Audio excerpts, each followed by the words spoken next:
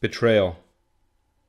Genus summoned his most trusted squad leaders to a secret meeting and informed them that the other 5 Realm Lord founders, the headmasters, had hatched a nefarious plot to destroy the cosmos. Though it went against most of their teachings, Genus ordered the squad leaders to annihilate the other 5 Realm Lord headmasters and destroy their souls. Not surprisingly, the squad leaders chosen for this mission were all masters of the soul absorption path. Among the Realm Lords, soul absorbers held a special position. This was because a soul absorber had the power to permanently kill other Realm Lords. With most Realm Lords, as long as their souls remained, they could eventually recreate their bodies. Soul absorbers put a stop to that by absorbing or destroying their enemies' souls upon their defeat.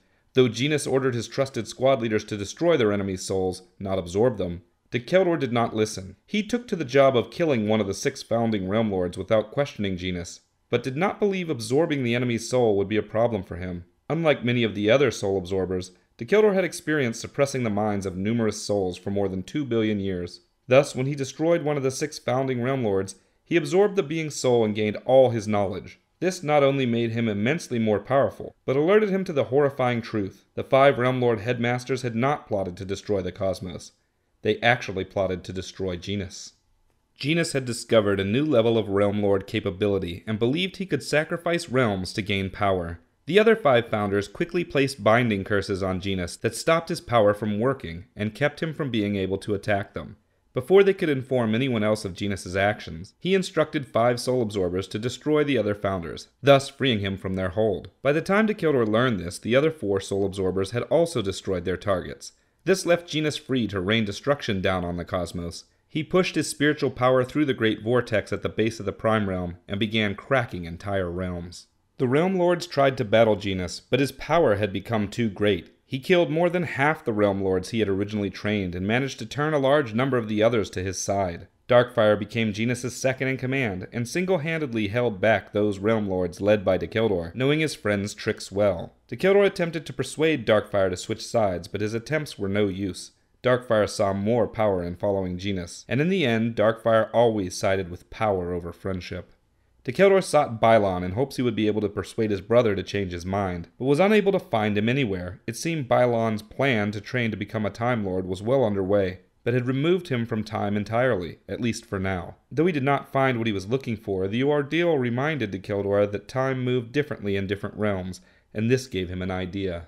Returning to Limbo, Dacheldor reached out to Nicole and Derek and explained to them what was going on. They agreed to mask his presence from Darkfire, so Dacheldor brought all the remaining Realm Lords not loyal to Genus into Limbo. Here they could prepare a counterattack without worry of time, as 1 year in Limbo was only a single hour in the Prime Realm. Dacheldor had not only learned to be an instructor, but had also absorbed the soul of a headmaster. He knew how to lead a team of 5 other specialized Realm Lords to train students. They recruited possible candidates from the halls of LEU, the Limbo Empire University, and people Dacheldor could trust from within the Empire, and sent them through the portal of trials. Among them was Nicole. Derek, who could already travel the realms due to his possession of the Wings of the Rogue, was trained directly as the first student of the 6. His crash course took only 2 years to master, and then he spent 2 more learning to be an instructor in the same specialization as Dacheldor. The experience finally brought him closer to Dacheldor and, though he still refused to see him as a father, he grew to see him as a friend. By the end of this 4-year period, many recruits had been sent on to the trials under the nose of Darkfire, and the first of those who had been sent were returning to start their training. Among them, Nicole returned, and she was instrumental in getting the former members of the Empire to follow the new teachings. These students could not master the Realm Lord trainings to the same level as Derek, because they did not have the influence of the Prime Realm, but they were able to become highly proficient. Noticing Nicole's absence, Darkfire sent squads looking for her. He uncovered the disappearance of members of the LEU and Empire, and attributed them to joining Nicole in a possible uprising. Hearing through her connections that this was the case, several of her companions put together a mock rebellion, and she played the part of their leader while the Realm Lords continued to train others elsewhere. Darkfire never suspected their involvement. At the end of 10 years, an army of partially trained Realm Lords was ready. Nicole led them, and Dacheldor led the original Realm Lords as they returned to the Prime Realm only 10 hours after they had left. The goal was to have the new Realm Lords distract Darkfire and his forces, so Dacheldor and the others could get to Genus. Darkfire was surprised to see the rebellion he had expected in Limbo suddenly appearing in the Prime Realm. Many had been loyal to him for generations. He hesitated. Dacheldor and the others took the advantage and pushed their way past him to Genus. Genus was already beginning to transform into a new being, something he called a Volant. a being that could alter and shape the reality of an entire realm with its will. He absorbed whole teams of realm lords into pockets of negative space, shattered bodies with a glance, and erected barriers that only the most spiritually strong could pass. Many realm lords were left trapped outside the barriers, battling their brethren to ensure those inside would get a chance to fight Genis. Inside, only two survived to face him, Dacheldor and Shakarok. They both were tied strongly to the realm of Dacheldor's ancient self, and it kept them from being overtaken by the chaotic changes to reality. The two fought Genis in a clash of blades. Genis wielded his giant glowing axes, Dacheldor wielded his electric-laden demon edge, and Shakarok wielded his two flaming swords. The symmetry of Dacheldor and Shakarok's fighting style made them an even match for Genis. It seemed for a time that no one would win. Then Darkfire arrived and passed through the barrier.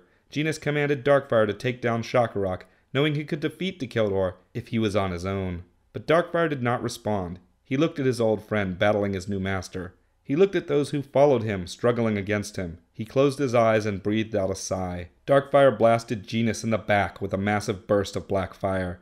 Genis was stunned, opening his defenses for a single moment. Dacheldor and Shakarok struck as one, beheading the Realm Master, then blasting pure spiritual energy into his neck hole. His body exploded into 1,000 glowing stars. Dacheldor closed his eyes, concentrated, and did to Genis what he had originally been ordered to do to the other headmasters.